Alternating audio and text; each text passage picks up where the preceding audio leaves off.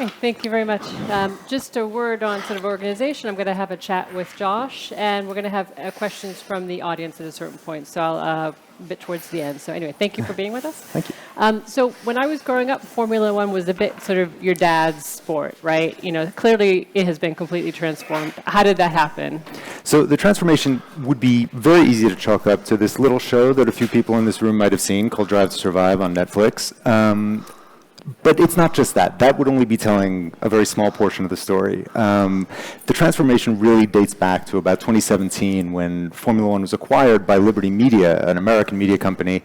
And they came in and really opened it up in a way that it hadn't been before. Bernie Ecclestone, who ran the series, he's this British billionaire who had been a used car dealer and transformed F1 into the kind of global circuit it is today.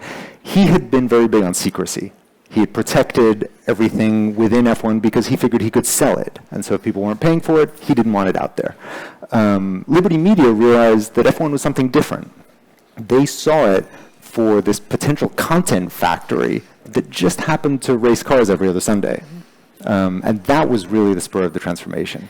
And then you talk about the formula. What is the formula? And I think from there also they look for loopholes and ways to completely transform the car and racing and how this whole thing was, the whole game was done, right? And tell us a little bit about that. The word formula is really interesting in the context of Formula One because this is a rare sport that is literally named after the rule book. The formula refers to the combination of specs and technical details that make up how you design a car, and that changes every few years. So it's very rare that a sport actually tosses out the rule book every 3 or 4 years and then sends everyone back to the drawing board. What that does is shuffles the pack, imbues the sport with this spirit of constant reinvention, and forces designers in particular to then look at this rule book every time it comes out and look for places where things aren't entirely spelled out.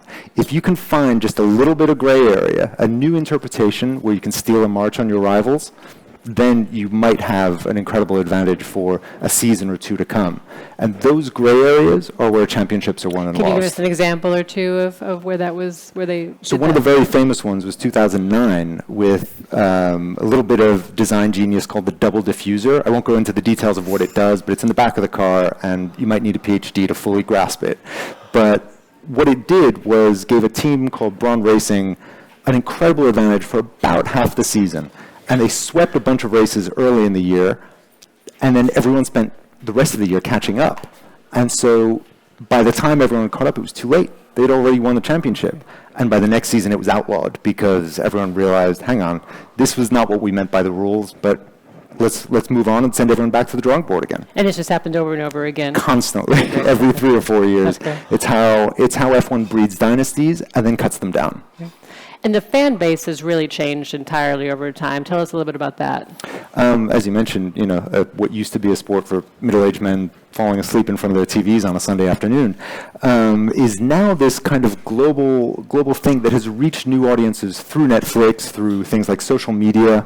And what that did was brought in demographics that F1 had never really reached before. So women came in huge numbers. A younger audience came in, and the genius of it was a kind of understanding from Formula One that you could call yourself an F1 fan without ever watching a race. There were a million new ways to engage with this sport. Maybe you followed the drivers on social media. Maybe you watched Drive to Survive.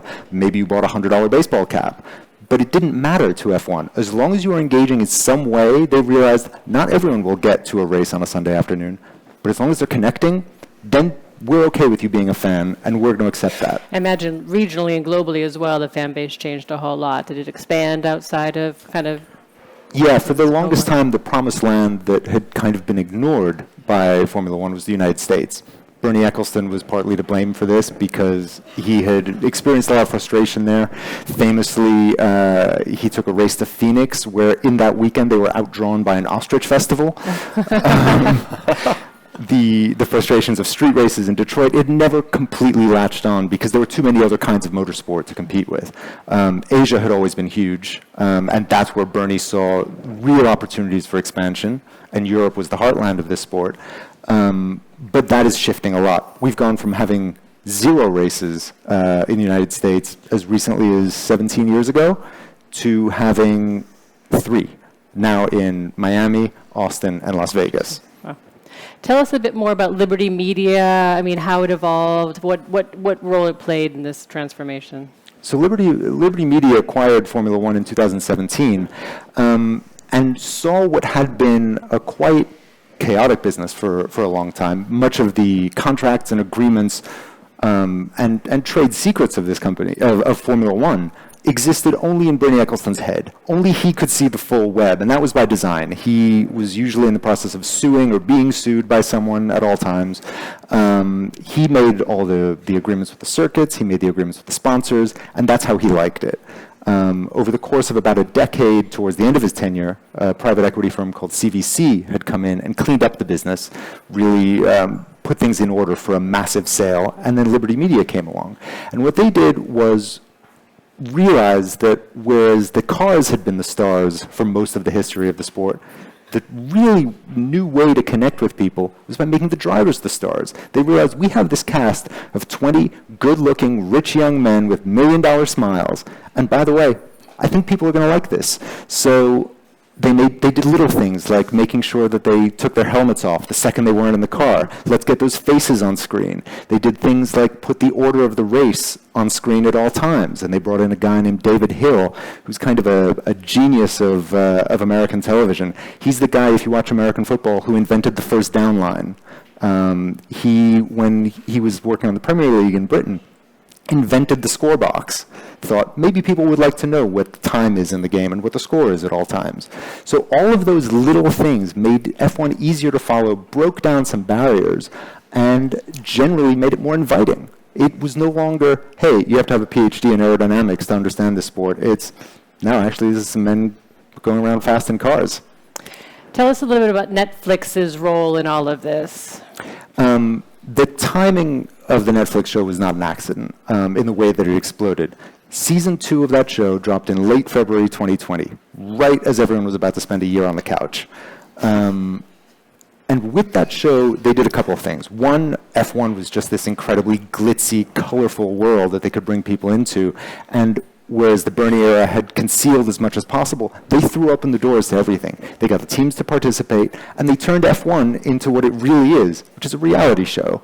It showed how, for all of the professionalism, all the design, all the science, ultimately you can't get away from the backbiting, the talking, I was going to say something else there, but the making fun of each other, the sniping. It's constantly that because these groups of people are around each other all year. And it showed that this really wasn't, this wasn't a college-level physics class. This was the Real Housewives of Monte Carlo. This was a reality show of people who often hated each other, were in competition with each other, with hundreds of millions of dollars on the line every other Sunday. And that's what Drive to Survive did, and what Netflix was able to do was take people around the world in these glamorous locations and show them gorgeous cars and gorgeous people and say, the thing you thought you knew F1 was, yeah, that's gone. That's interesting. Clearly, other sports franchises have learned from Formula One as well. I think sports in general has become much more of an entertainment, a kind of a broad entertainment, event. What have they learned? Where has this kind of bled into other professional sports? Well, first of all, everyone wants their own Netflix show. Yep. Tennis did it. Golf did it. Everyone thought they could replicate that same recipe. And there are a couple of reasons that not all of them have hit in the same way. Toto Wolff, the team principal of Mercedes, once told me, to this day, they don't know if Netflix was the magic sauce or a lucky punch. So others have tried to replicate that, but the broader lesson that everyone else has been able to take from F1 is what I mentioned earlier about creating all these new points of connection, where if someone engages via social media or by purchasing merchandise or by watching 10 to 15 minutes of a race on TV, they can call themselves fans and welcome them in. And so in that way, F1 became a kind of post-sport sport. Mm-hmm. It became an entertainment product that didn't care if you actually watched the core product. There were so many other things that you could participate in. Great. I have another question, then I'll go to the audience. So give a think as to what you'd like to learn from Josh. In the U.S., what do you think the potential is for Formula One in the U.S. then? How do you see that? It was not so long ago, in about 2017, that F1 was so desperate for a foothold on American television that it gave ESPN the rights for the princely sum of $0, simply to be on the air. Now that contract is worth 9 figures, and what happened is that the U.S. was this vast uncharted territory for F1, and so that's where they saw growth. And with American fans in particular, what they found was a sort of Europhile fan base that had disposable income and was quite sophisticated in the way it followed sports. Because they already follow so many different things, they want to learn about it. They engage in both financial ways and with eyeballs. And so to go from 0 Grand Prix to 3 in such a short space of time, including something like Las Vegas, which was the capstone of last season, was really kind of a modern sports miracle. Great. Do we have any questions? Anybody would like to? Yes, I think we have a mic. You can talk. Okay, go for it. I'm just curious, with Drive to Survive, what was the origin of that? Was that something that was driven by Formula One, or was that a producer who came up with the idea, and did Formula One contribute to it financially, or they just gave access?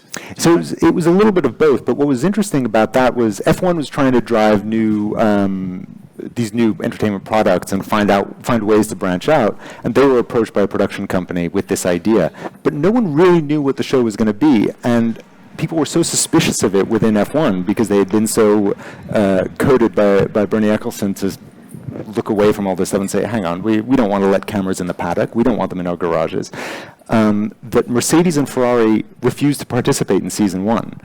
And it was only, Toto Wolff told me this, on the way back from Australia, after one race, he said, okay, I'll give it a try. And he said, I hate this. It's Hollywood and F1. But suddenly all these people he knew were asking him for tickets and said, maybe we can't ignore this after all. The secondary effect of not having Mercedes and Ferrari in that first season is that it made heroes and gave a lot more spotlight and oxygen to the other teams. And that was kind of one of the brilliant things of Drive to Survive, which was creating tension and attention for the midfield teams and the teams at the back of the pack, showing that there were stakes all over the paddock. Great, thank you. Other questions? Yes? I think in the back.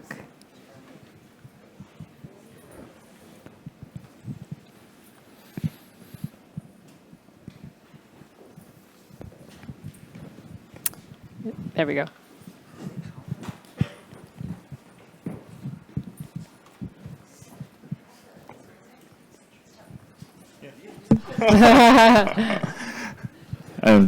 Didn't know I'm visible. Hi, Lawrence from Consulus. Just to ask, how is the Asian audience affected for F1 strategy, in particular to the Chinese market? If you can explain any of that shift, yeah.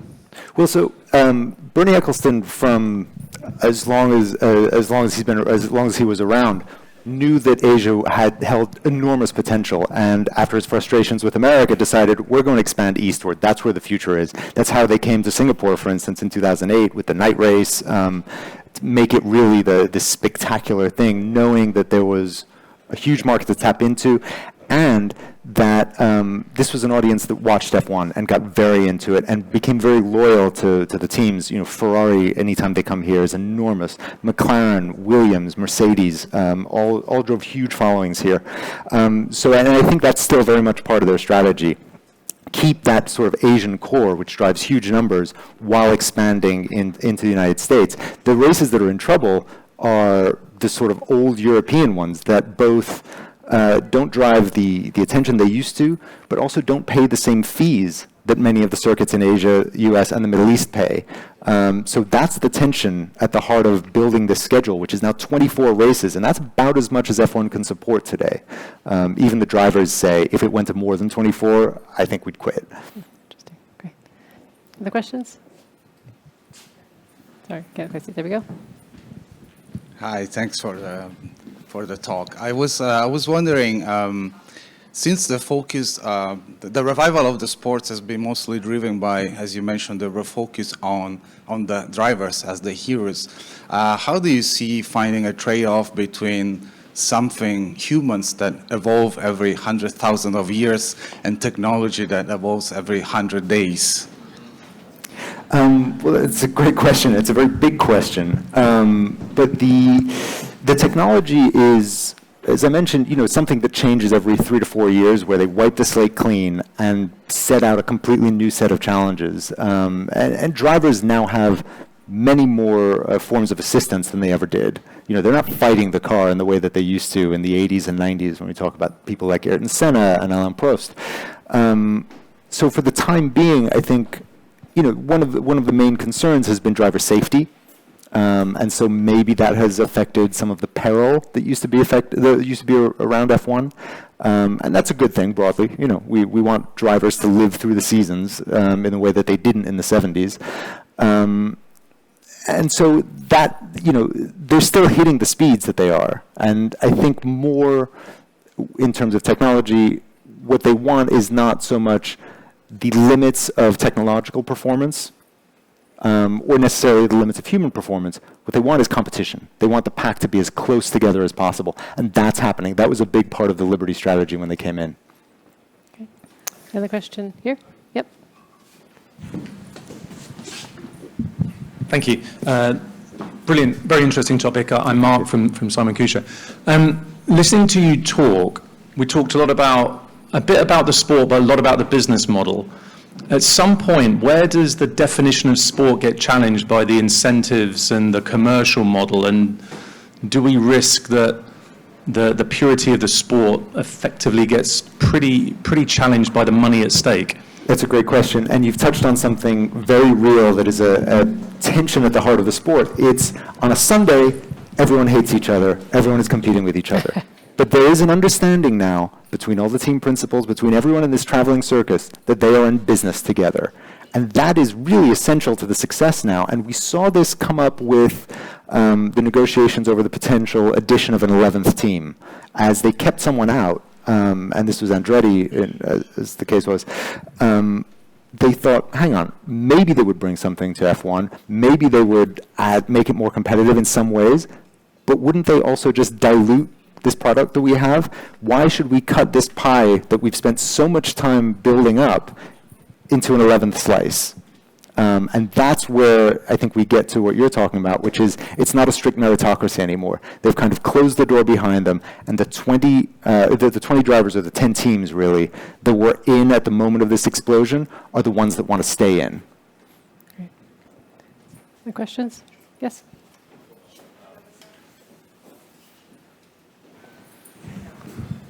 You've mentioned Bernie Ecclestone a couple of times now, and you've obviously spent a lot of time kind of reporting on the business of sport. Is there any character you've encountered in your career like him? Because he's just so central to this. Just tell us about him a bit. So Bernie Ecclestone came up as initially a used car dealer in the 60s in London, made himself into a driver agent, and in the early 70s bought a team, the Brabham team, and found himself as the junior member in that room of team principals and team owners, so much so that he was the one fetching the tea for everyone. But he saw there was value in that, and what he understood was that the logistics of negotiating with circuits, with traveling around the world, were so complicated that he took on the burden of all of that and said, guys, I will take care of negotiating with circuits, sponsors, and travel for the modest fee of 2%. He became a billionaire on that. And so as he grew this circuit, understanding that TV was the future, that he could control sort of the output of Formula One and put it anywhere in the world, and he was willing to go to some unusual places. He negotiated with Brezhnev at one stage to try to put a race in Red Square. It never happened, so he settled for Hungary. He didn't succeed, no. No.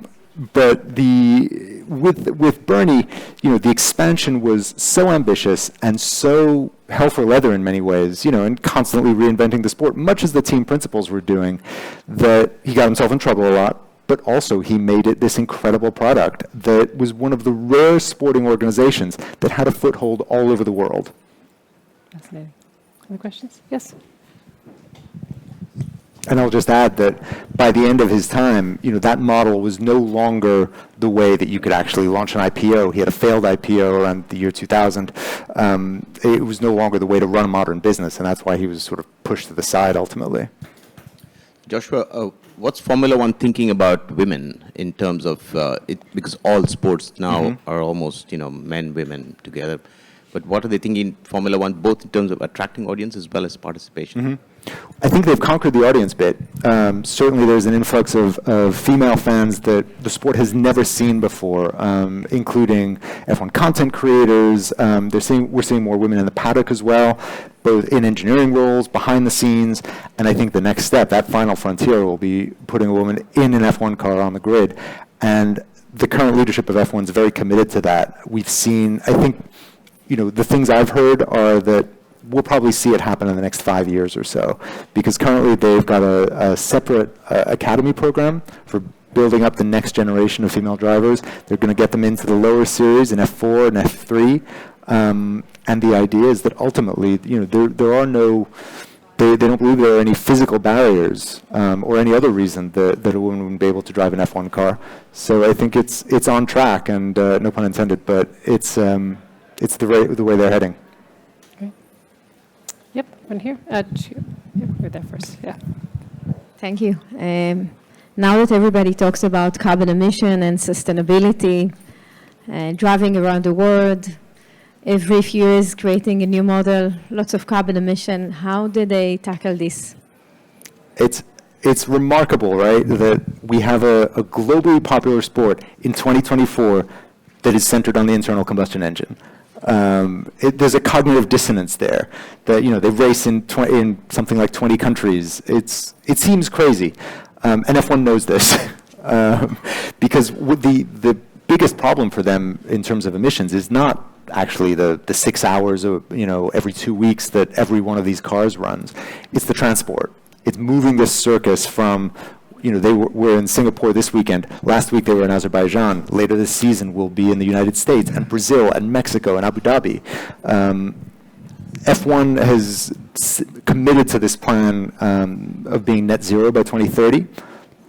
They're very vocal about it. They're very, they talk about it constantly, and they say they're making progress. Whether we'll get there, I think is like any major global organization today. The defining challenge for them going forward. But that's sort of where they are now. I think we've got time for one more question. Someone here? Yeah, right in the front. So just as a follow-on to that question, so as far as the engines are concerned, I understand they're going hybrid in a few years from now. So what's the plan for that? And is it going to go ever all electric?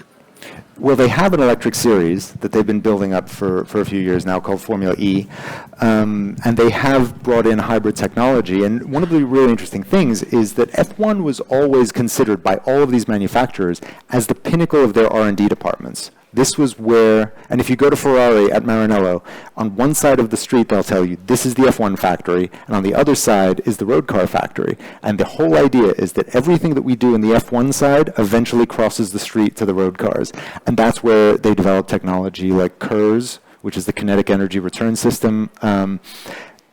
So they're still trying to do that, but again, there is that tension between performance and sustainability. And they're trying to do that in many different ways. One is engines, as you mentioned, but the other is more sustainable fuels, things like that. But you will hear people in F1 still defend the old technology and say, well, let's pump the brakes a little bit. The internal combustion engine still has a place. And so that's what they kind of have to resolve going forward. But they'll never go fully electric, I don't think. Great. Thank you so much. To learn more, you should buy Josh's book. Clearly, there's a lot of interest in this, but thank you so much for being here. Thank you, Josh. Thank you.